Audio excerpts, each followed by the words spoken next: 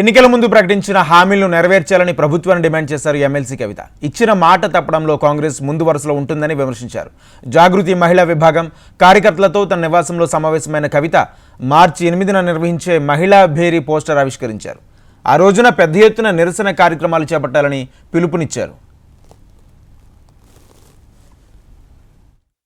ఇక్కడున్న కాంగ్రెస్ నాయకులను ఎవరు ప్రజలు నమ్మరే. తెలంగాణ ప్రజలు ఏం చేసిరు? కాంగ్రెస్ నాయకులు ఢిల్లీ నుంచి సోనియా గాంధీని తీసుకొచ్చిరు, ప్రియాంక గాంధీని తీసుకొచ్చిరు, రాహుల్ గాంధీని తీసుకొచ్చిరు. వాళ్ళకు వచ్చిరాని తెలుగులో 2-3 చిలక పలకలు పలికిరు.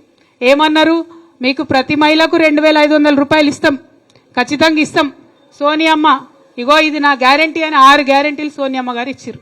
రేవంత్ రెడ్డి గారు ముఖం చూసి కాదు, సోనియా గాంధీ గారు ముఖం చూసి, రాహుల్ గాంధీ గారు ముఖం చూసి, ప్రియాంక గాంధీ గారి మొహం చూసి కొంత ఆడబిడ్డలు సరే ఇస్తా అంటాడు కదా.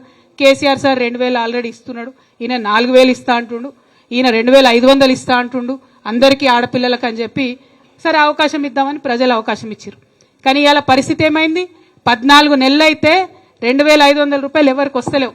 అంటే ఎంత బాకీ పడ్డాడు రేవంత్ రెడ్డి గారు? మనకు 35,000 పైసలకు బాకీ పడ్డాడు. అంతేనా? ఒక్కొక్క ఆడబిడ్డకు ఇవాళ డిమాండ్ చేస్తూ ఉన్నాం, మా ఆడబిడ్డలందరికీ కూడా 35,000 రూపాయలు మీరు అకౌంట్లో వేయండి, నెలకు 2500 రూపాయలు ఇవ్వండి అని నేను డిమాండ్ చేస్తూ ఉన్నాం. ఇవాళ తెలంగాణ వ్యాప్తంగా 33 జిల్లాల నుంచి ఇక్కడికి మా ఆడబిడ్డలు వచ్చారు. శాంపుల్ మాత్రమే ఇది.